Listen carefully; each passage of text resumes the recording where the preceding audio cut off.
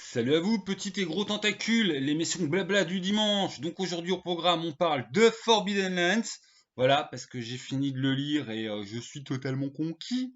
Même si on n'évitera pas quand même les inutiles petites bémols ou broutilles à machin.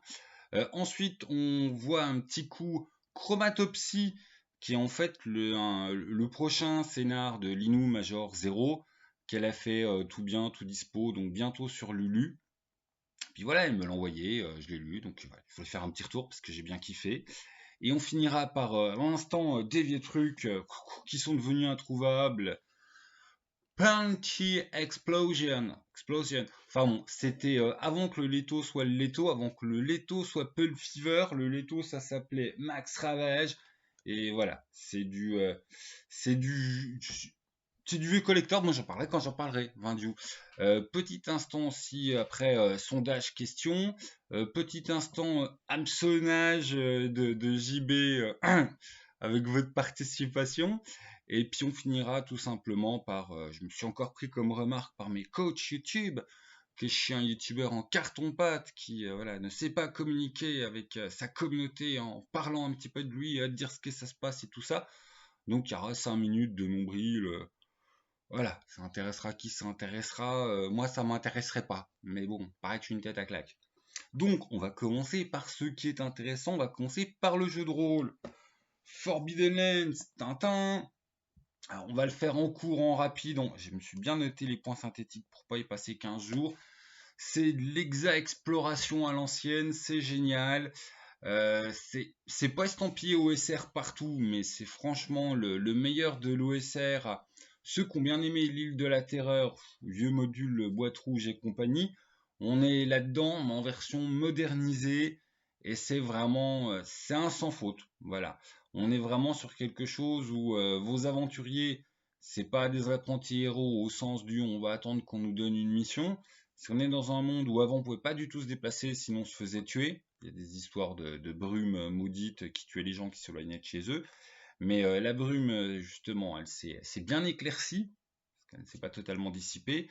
Et désormais, bah, on peut aller sur les routes, puis aller fouiner à droite et à gauche, chercher les anciennes ruines, être à la recherche de gloire, de puissance et tout ça.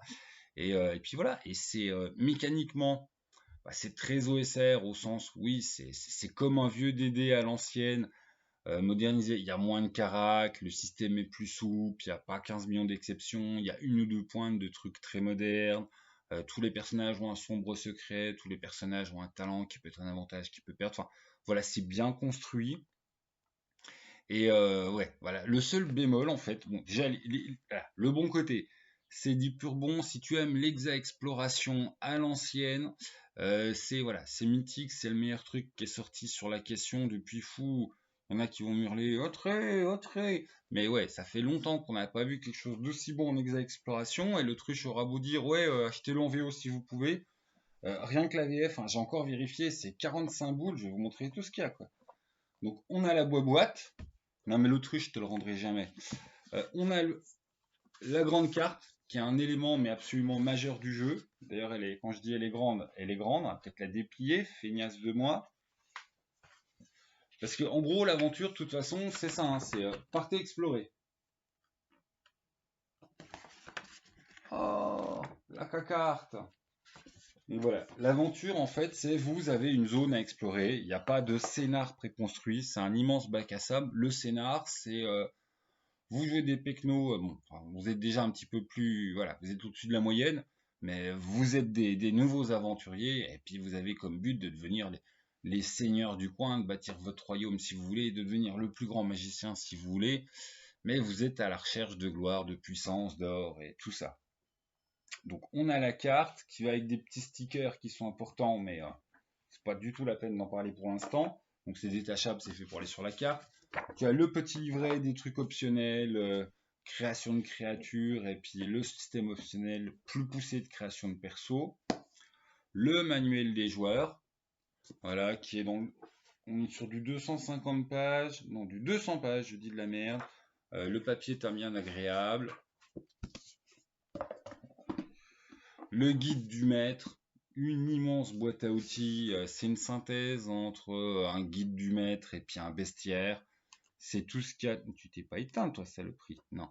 C'est tout ce qu'il y a, en fait, ouais, c'est ça, dans ce qui serait dans le manuel des joueurs et le bestiaire. C'est tout regroupé là-dedans. Donc, tu as des créatures, des bons conseils au MJ, de comment créer aussi. En fait, tu as, une création aléatoire pour les villages, pour les donjons, et puis pour les châteaux, voilà, que vos aventuriers peuvent découvrir, explorer, piller, faire ce qu'ils veulent, parce qu'ils sont très libres. C'est un peu l'intérêt du jeu. On est vraiment sur du très, très, très libre côté joueur. T'as pas de scénario prédonné, tu vas t'intéresser à ce que tu veux. Ton objectif, tu l'as déjà, c'est de devenir calife à la place du calife. Et côté MJ, bah, c'est une immense boîte à outils. Voilà, c'est une immense boîte à outils. Le seul bémol que je voudrais bien attirer, qui va plaire à certains et pas à d'autres, putain, j'aurais pas dû ranger la carte. Alors, mais Vindiou, organisation blaireau. Sur la carte, des fois, tu as des petits dessins. T'as pas le côté dans le livre du MJ, on va te dire chaque dessin spécial sur la carte, c'est ça, hein. C'est même clairement le contraire, ça t'est dit chaque truc spécial sur la carte, c'est toi qui choisis ce que c'est. Et puis si tu veux, t'en rajoutes. Voilà. Si vous voulez, vous avez déjà une carte avec des petits trucs indiqués dessus, et puis après, bah, vous pouvez la compléter avec de nouvelles choses. C'est là où on peut vite se dire, oh tiens, moi j'aurais voulu plus un truc comme ça, ou un petit cercle druidique, ou bon. Mais voilà, ça c'est très annexe, hein, c'est dans les. Moi, je vais un tout petit peu plus. Il y a 3 lieux qui sont déjà donnés prêts à l'exploration, à la découverte pour les joueurs, en sachant que de toute façon, c'est un des bémols du jeu. C'est pas du tout un plug and play, c'est carrément un truc au contraire construit. Voilà, c'est une construction, une exploration de carte.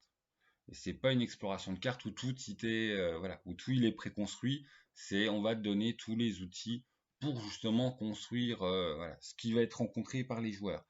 Par contre, l'univers de jeu, lui, il est construit.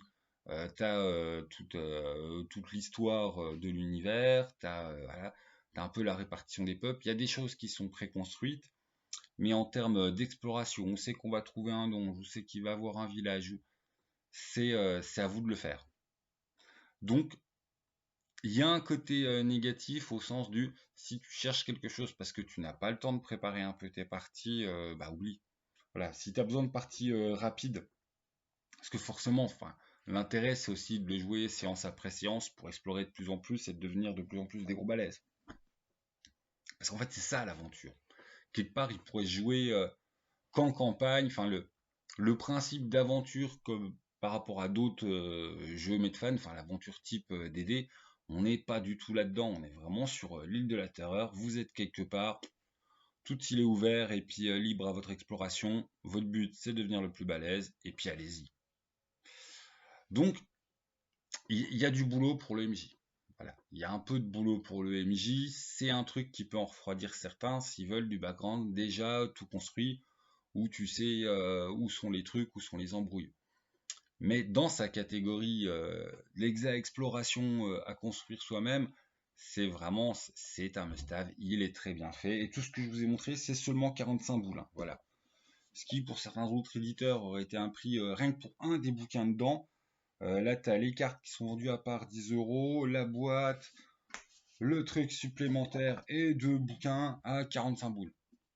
Donc le rapport qualité-prix, il est un petit peu, voilà, quantité qualité-prix, c'est un des meilleurs rapports actuels, tout simplement. Enfin moi je vous le conseille sans aucune modération, mis à part, il faut un peu de temps, faut aimer l'Exa Explo parce que sinon, bah oui, il y a un côté OSR mais sans que ce soit, voilà, sans que ce soit du tout lourdingue, c'est très bien. C'est le meilleur de l'ESR avec des petites pointes modernes. Je le conseille vraiment. Ça fait partie des achats que tu peux facilement faire les yeux bandés. Voilà. Le seul point noir, si t'as pas du tout de temps pour avoir des parties qui s'enchaînent et pour préparer un petit peu les lieux, parce que oui, tu peux préparer les lieux à l'arrache au moment où ils arrivent dans un hexagone, puis tes joueurs font oh, tiens, fait 3 hexagones, on n'a rien trouvé, vas-y, fais-nous péter un truc. Enfin, voilà, c'est mieux de préparer un petit peu avant. Comme le disent les conseils du bouquin, de pas trop préparer. Mais oui, faut préparer un petit peu avant. C'est pas, voilà. C'est le seul point noir, c'est pas du pré-mâché. Après, pour ceux qui aiment construire avec leur petite mimine, c'est génial. Et vous allez me dire, oui, mais une fois qu'on a exploré toute cette carte, alors cette carte, c'est au cœur du jeu, mais c'est au cœur du jeu pour l'instant. Je veux dire, ils le mettent eux-mêmes. Hein, oui, ils vont ressortir des cartes et puis des trucs. Et puis, si tu veux, tu prends leur délire, tu l'inclus dans ton monde préféré, tu le prends sur d'autres cartes, c'est fait pour. Tu vas peut-être avoir besoin de changer un petit peu certains tableaux de rencontre ou certains tableaux de terrain.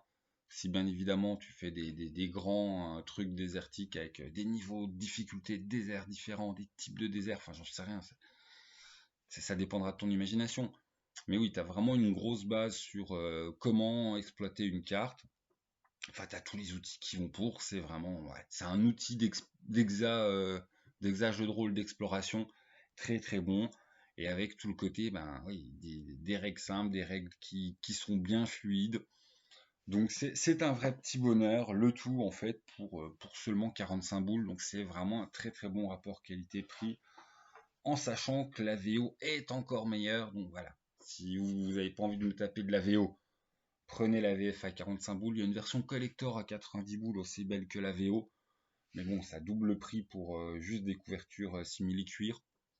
Et sinon, bah direct en VO. Voilà. Mais donc vraiment une très très très bonne découverte.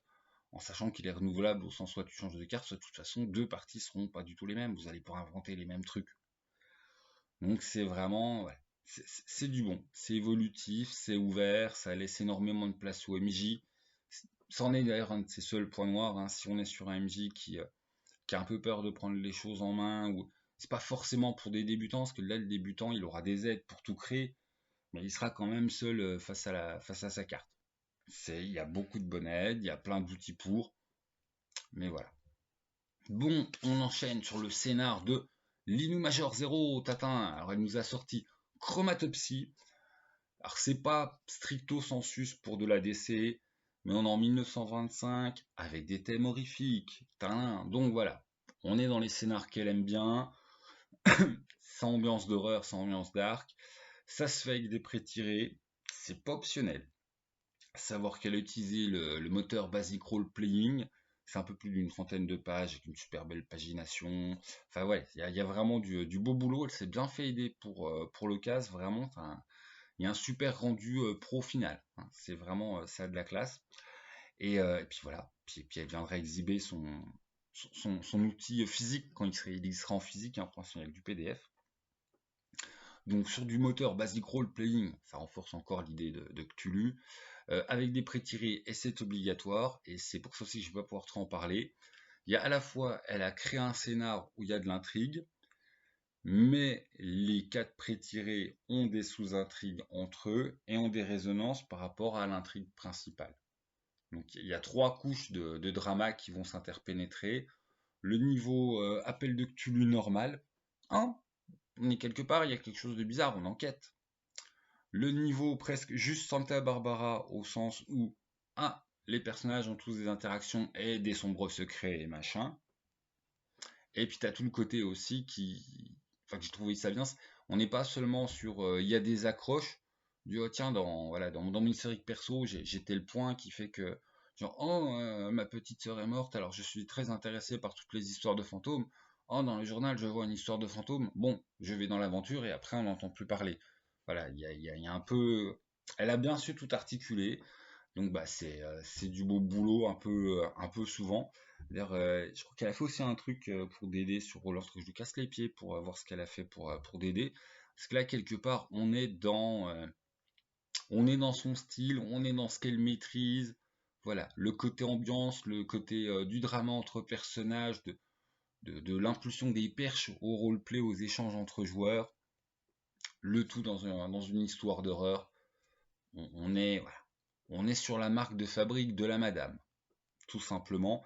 Et ça m'a fait quand même penser sur certains points, ces constructions, à certains Inno. Voilà, si vous aimez beaucoup ADC ou si vous aimez bien le travail d'Inno, je pense que quand ça sera dispo, il faudra jeter un petit coup d'œil parce que bah, c'est du beau boulot et puis voilà. Donc félicitations à Linou puis ne fait que me devancer, mais je m'en fous, moi aussi je ferai des trucs de cette qualité, oh un jour, j'espère pas si lointain, mais non, c'est vraiment impressionnant, elle nous a fait du beau boulot. Et on finit cet instant de review jeu de rôle par Panty Explosion. Voilà, instant collectionneur et expert. Vous emmerdez pas à le trouver, il est super rare. Si vous le voyez passer pas cher, bah tant mieux pour vous. Mais ça fait partie des trucs qui sont voilà, qui sont à l'abri dans des collections de collectionneurs. C'est à la fois un des premiers jeux de rôle à narration partagée qu'on a eu en France. C'est pas français, hein, c'est une trad. Et c'est à la fois un des rares jeux voilà, publiés par des maisons d'édition où on est clairement sur de l'ecchi manga. C'est-à-dire, voilà, la quatrième de couve, c'est ça, c'est pas pour rien. Au début, il y a quand même bien des warnings que c'est pour des gens qui savent se tenir et faire la part des choses. Parce qu'effectivement, avec voilà, une bande d'adolescents prépubères sous hormones, ça pourrait vite dériver en gros n'importe quoi. On joue des lycéennes mineures japonaises avec un petit côté justement très échi, volontaire, assumé. Il y a voilà, certains objectifs de ton perso que tu vas tirer au dé, des fois c'est gnangnan, hein, du genre je veux des bonnes notes pour impressionner mon voisin parce qu'il est trop beau gosse et je veux trop le séduire. Enfin voilà, il y a jusqu'à des trucs plus sombres. Enfin, on est sur la narration partagée au sens dans les vieux systèmes. Mais il y a plusieurs courants de narration partagée, comment tu distribues en fait la parole. On est sur l'école où il y a encore clairement un MJ, mais le MJ va être en charge d'amener le cadre, des éléments d'intrigue, des PNJ. Par contre, là où ça va être partagé, c'est que la réussite ou l'échec de l'action des joueurs n'est pas décrite et interprété par le MJ, c'est interprété soit par ton ami, soit par ta rivale. C'est-à-dire dans tes camarades joueurs, tu vas choisir ta rivale, à qui vous allez vous faire des petites crasses, et puis ta meilleure amie. Ta meilleure amie décrit tes succès, ta meilleure ennemie décrit tes problèmes. Voilà. Et du coup, ouais, mais non, c'est un moteur qui a complètement fait son temps, mais la seule critique qu'il y a sur le grog qui date de belle lurette, c'était une époque où ce genre de mécanique n'était pas du tout connu, et la personne, elle dit bien, enfin voilà, que le thème, ça pouvait l'intéresser en mode second degré décalé, mais vraiment, il y avait des règles trop simples, les pouvoirs psychiques n'étaient pas expliqués, on n'a pas de stat block de monstres, et que bon, à niveau règles, c'est faible, et que elle préfère adapter ça à Anima. Bon, alors Anima, hein, autant j'aime bien le monde, autant les illustrations font rêver, autant ce système, mais enfin voilà, le système, il est pas bon, c'est tout, il est pas bon, il a besoin de retravail, enfin c'est... Ouais. Donc en fait, la seule critique qu'il y a sur le grog, je vais être méchant, mais se vote complètement, parce que c'est voilà, c'est quelqu'un qui aime bien le jeu de rôle ancienne école, et en fait il n'a rien compris sur tout ce que proposait le côté, ce qui était révolutionnaire à l'époque de narration partagée, alors que maintenant on est dans des trucs qui sont par rapport à si tu veux faire un truc de narration partagée facile, c'est voilà, c'est tout il est déjà là, enfin tout il y a plein de nouvelles techniques, de nouveaux systèmes, mais voilà. Et dans ce qu'il y a purement dans Panty Explosion, bah, il y a effectivement ce côté donc très narration partagée où tes réussites et échecs vont être interprétés par tes camarades de jouer côté joueur. On a un principe de chouchoute et de cruche de la classe aussi qui vont mécaniquement influer quel type de dé tu as le droit de jeter, ce qui est très important. La chouchoute est l'OD 10, l'élève normal est l'OD 8, la cruche elle va être OD 6. Et ça, c'est des positions qui sont distribuées entre les joueurs par les votes des joueurs. On vote pas pour les PNJ. Donc dans le groupe, bah, quelqu'un qui va être cruche, il y a quelqu'un qui va être chouchou. En sachant qu'il y a un type de personnage qui est beaucoup plus puissant que les autres, qui sont les parapsies, mais un parapsie ne peut pas être élu comme chouchoute. Voilà, elles ont leur aura de bizarrerie qui fait que bah, une parapsie, ça peut jamais être chouchoute. Et après, dans ce monde, bah, organisation secrète, fantôme, enfin, il y a des yokai, il y a des vampes, si tu veux, des invasions zombies. On est sur un truc très très ouvert où le MJ peut bien délirer et puis les joueurs aussi, tout simplement. Il y a aussi des petites limites au pouvoir psy sur le fait que des fois il y a surcharge et puis que ça peut être préjudiciable pour le joueur. Et il y a le côté aussi, il y a par exemple, oui, la critique disait bien, ouais, mais on a juste une liste sur les pouvoirs, même pas de liste en fait sur les pouvoirs psy. Les pouvoirs psy, ça fait ce que vous voulez, et il y a juste une longue liste qui est faite des limites d'utilisation, à quoi ça peut servir. Après, bah, de toute façon, voilà, ça va dépendre de comment ça va être interprété, de la situation, mais oui, il y a pas de, il n'y a pas de liste de pouvoirs tout bien chiffré, tout bien catégorisé, il n'y a pas de liste de monstres tout bien chiffré, tout bien Voilà, on est sur du jeu très. Le but du jeu, c'est de ça raconte une histoire. C'est pareil, la critique fait remarquer que les règles où c'est d'autres joueurs qui vont décrire tes échecs, ça fait exploser la cohérence du groupe. Non, mais voilà, c'est un jeu à narration partagée, c'est la cohérence du groupe, bah, faut aller au niveau des joueurs, quoi. Vous jouez ensemble, vous savez, enfin, c'est pas une déco le début quand on t'explique que le plus important c'est l'histoire que vous faites et qu'il n'y a pas de gagnant et de perdant et qu'il n'y a pas de cohérence enfin, on n'est pas sur une exploration de donjon où il faut s'entraider parce que sinon le MJ va te broyer la gueule. On est vraiment sur cette époque où c'était pas encore bien perçu dans les trucs à narration plus, hein, narration végane, que oui, on amenait non pas un défi pour les joueurs, mais une proposition de se raconter une histoire ensemble. Il y a encore le côté, il y a une place au MJ, mais ouais, on sent les premières transformations quand même bien sur la narration partagée, ce que ça va amener, puis sur le fait que oui, il n'y a pas de problème voilà, de cohérence de groupe, parce qu'en fait, le groupe, c'est le groupe des gens réels, MJ compris, autour de la table, qui se racontent un truc, qui les fait tous délirer ensemble. Voilà, enfin, c'est un petit paradigme, je trouve, qui n'a pas été du tout, que la personne qui a fait la critique sur le grog n'a pas du tout intégré, et puis voilà, c'est une critique très ancienne école, voilà, quelqu'un qui passe d'anima à découvrir la narration partagée, et qui avait l'impression que oui, mais alors les règles, je comprends pas, il manque des bouts, ah, puis ça, c'est un truc, ça crée de la rivalité entre joueurs, c'est pas bon. Enfin, ouais. Après, le seul point bémol, et bah, comme je le disais, voilà, c'est un bon premier jeu, narration partagée de collectionneur. La question avec qui jouer est plus délicate. Moi, dans mon entourage, je vois pas jouer ça avec des copains vieux rôlistes 45 ans. Enfin voilà, la bande de quarantenaires qui jouent interpréter des gamines de 16 ans qui se retrouvent à moitié à poil parce qu'elles balancent voilà, je lance mon éclair de feu, mais ah, j'ai brûlé mes habits. Ouais, enfin, après, ça dépend qui on est, mais perso, je serais assez vite malaisant. Je pourrais facilement y jouer avec Morty et Gali, mais alors du coup, Mathieu, elle foutrait une merde, pas possible dans la partie. Enfin voilà, même avec des joueuses avec qui je serais à l'aise, faut aussi un caractère de joueuse qui n'a pas envie de tout faire dégénérer, mais qui a assez envie de déconner de second degré pour accrocher à la proposition. Donc en fait, ouais, je vois pas trop avec qui je pourrais y jouer autour de moi. Mais c'est parce que je suis pas follement hypé aussi par faire jouer de l'Ichi ou jouer de la gamine de 14 ans qui se retrouve régulièrement à Walp. Après, j'exagère, enfin voilà, je pousse un des traits du jeu. En fait, très honnêtement, vous pouvez y jouer de manière beaucoup plus, ouais, un peu sérieuse, dark, et si vous voulez utiliser, enfin si vous l'utilisez comme moteur d'histoire un petit peu sérieuse, histoire de fantômes, voilà, asiatique, sans pour autant du tout tomber dans le côté les effets secondaires des mangas Ishi, c'est tout à fait voilà, l'outil, le moteur, il est suffisant. De toute façon, et à part le trouver en occasion sur quelqu'un qui sait pas ce qu'il vend ou dans une bouquinerie ou dans, ça fait quand même partie des gros collectors. Voilà, vous saurez qu'il existe. Enfin, ce qui me reste une petite gorgée de café. Ah, je ne clope pas à l'écran, c'est dur. Il faut que j'apprenne à faire des pauses dans les vidéos pour cloper en pause.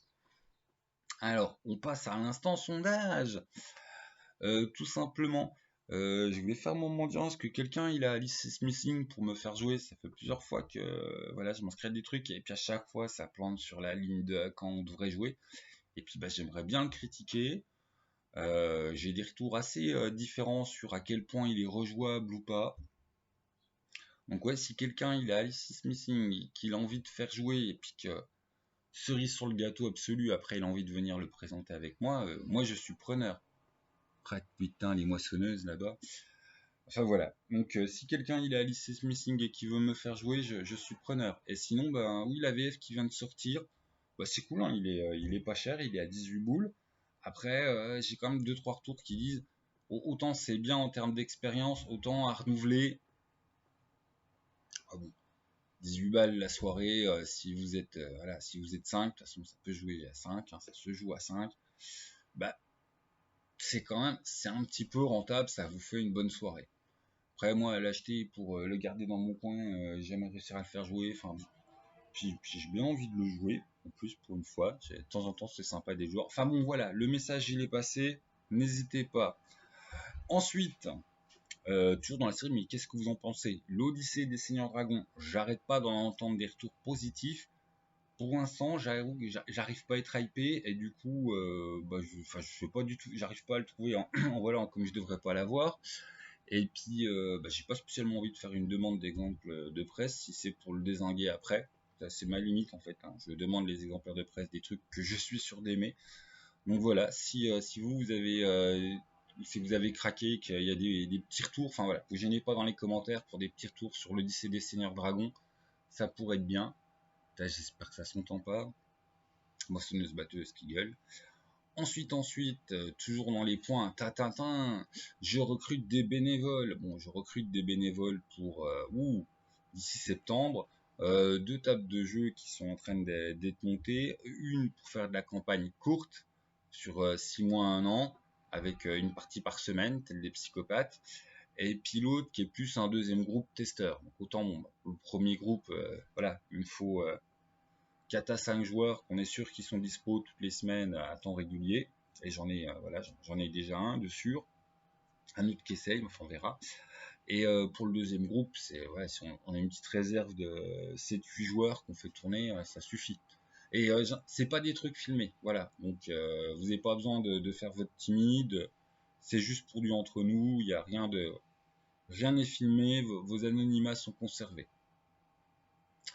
Et puis voilà, instant polémique. Ouais, on s'en fout si. Ah, si je voulais embêter un peu JB, dernière interaction, on était parti à pas être d'accord sur c'est quoi les classes, les plus cheats de DD, la boîte rouge. Il me dit, ah, tais-toi pour une autre vidéo. Donc selon moi, c'est clair. Voilà, le seul malus du clair, c'est qu'il peut pas avoir des épées. Sinon, il fait de la magie, il a des bons points de vie, une bonne CA. Clair, c'est la fête. Et je vais aller fermer la fenêtre parce que j'ai peur que ça bousille complètement la vidéo. Coucou, je reviens. Le retour. Enfin, je me serais barré à l'écran. Mais voilà. Donc, si vous avez d'autres... selon vous, c'est quoi la meilleure classe, la classe la plus cheatée sur DD, mais là au school, hein, boîte rouge, boîte bleue, tout ça. Et puis pourquoi? Le but du jeu, de toute façon, je pense JB va m'écouter, il va dire oh mais quel blaireau, il va lire les commentaires, oh mais les gens ils ont pas compris. Puis comme ça, il viendra gueuler à nous expliquer ce qui est selon lui la meilleure classe, tout simplement de personnages. Et puis ça pourrait être surtout intéressant parce qu'au-delà de ça, je trouve, enfin un petit moment que j'ai envie de réinviter LG, JB, ils discutent bien ensemble.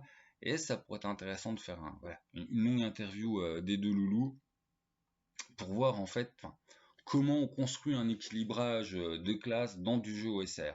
Sachant que justement, un des propres des jeux OSR, c'est d'accepter que les classes soient déséquilibrées parce que c'est pas les mêmes fonctionnalités.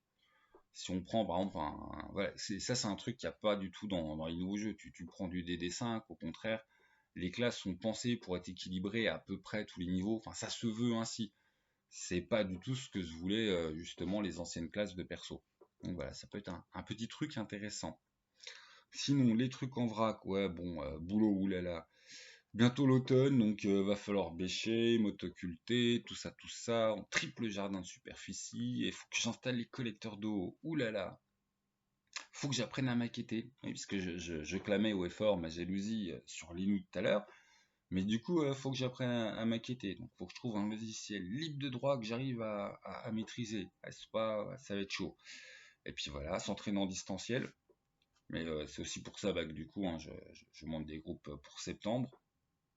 Sachant que de toute façon, pour nous autres youtubeurs, si tu veux vivre de ton truc, hein, sur la scène française, soit tu deviens une vitrine de pub, et puis voilà, puis t'écoules tous les specs que tu m'en dis de partout en disant à chaque fois que c'est bien qu'il faut tout acheter à tes camarades pour pas te faire griller.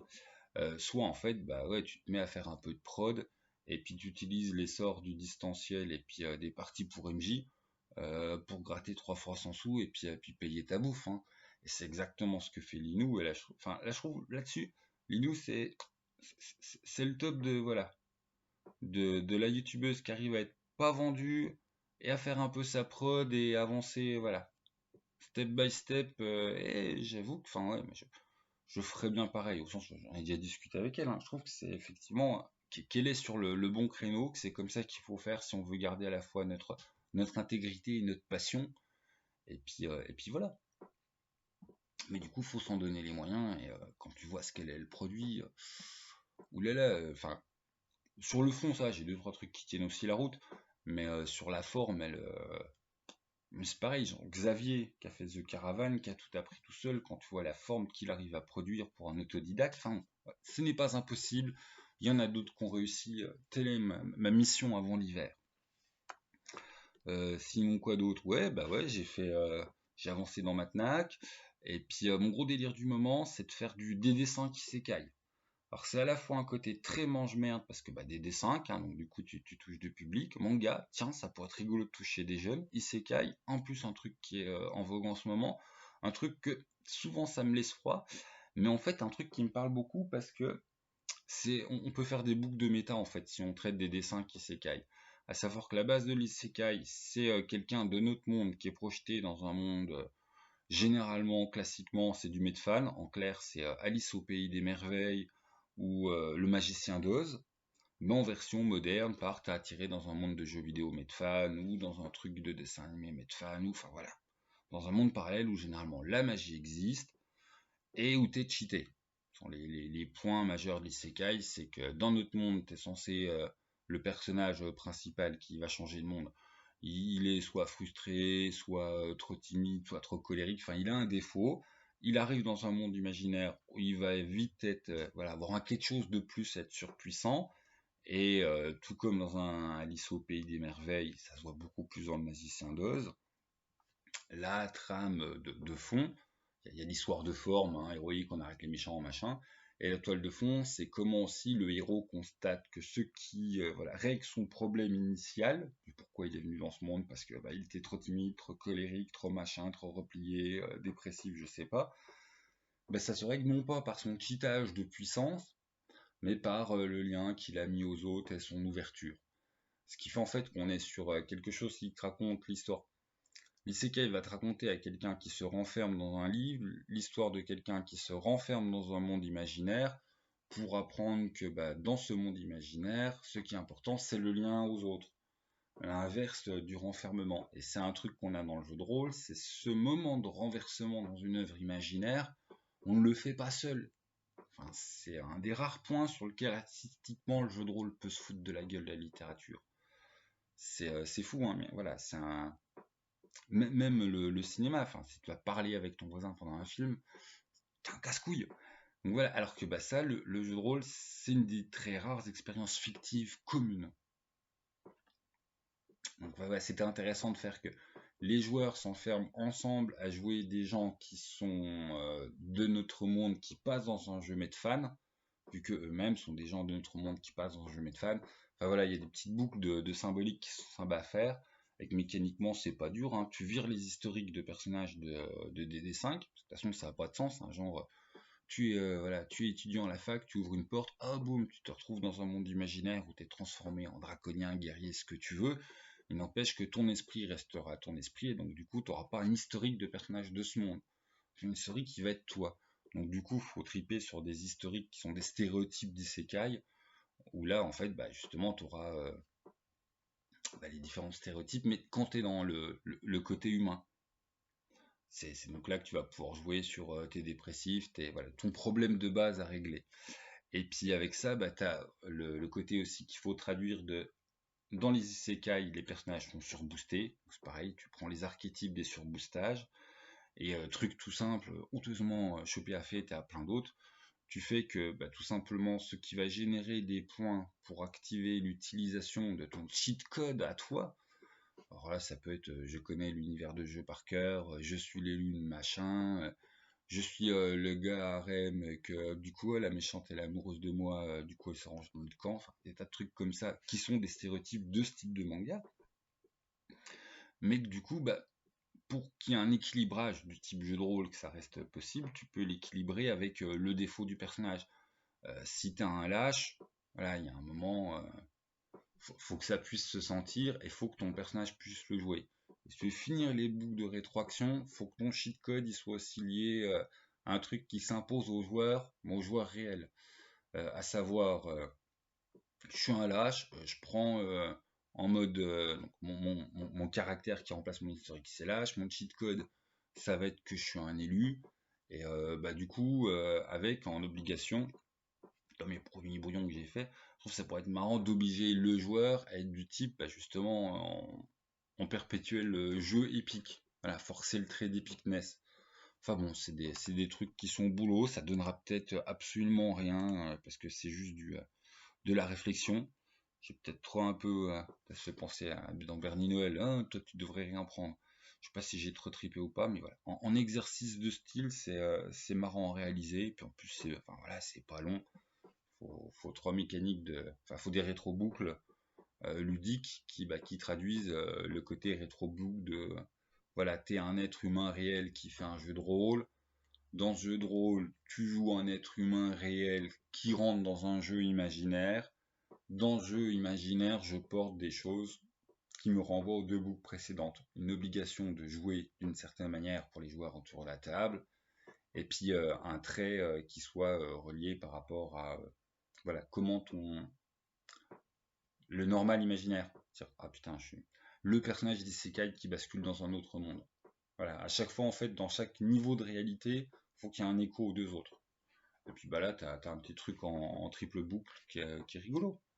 Bon, voilà, c'est tout. Il faut l'articuler sur du jeu de rôle. Bon, et j'ai fini de raconter fin nimp. En tout cas, ah si, heureusement que je l'écris, c'est j'ai encore zappé. Merci à tous les tipeurs, merci à ceux qui soutiennent sur Litchi. Il reste 8 jours, Tintin. Et puis voilà. Et puis bah merci à tout le monde, tout simplement. Puis quand la cagnotte sera bouclée, on va partir à la chasse aux trucs, voilà, aux trucs qui sont bien pour avoir du joli matos et puis des jolies vidéos. Comme ça, on pourra enfin montrer des jolies choses. Et puis c'est tout. Et puis, ah si, ouais, putain, oh, c'était pas le moment. Oui, il faut que je mette en place enfin un Discord pour septembre, parce que de toute façon, si on veut jouer puis faire du testing, enfin, hop, on verra ça en septembre quand ce sera mis à jour. Sur ce, bah, jouez bien les gens, salut à vous, et puis bon week-end, et puis tout ça.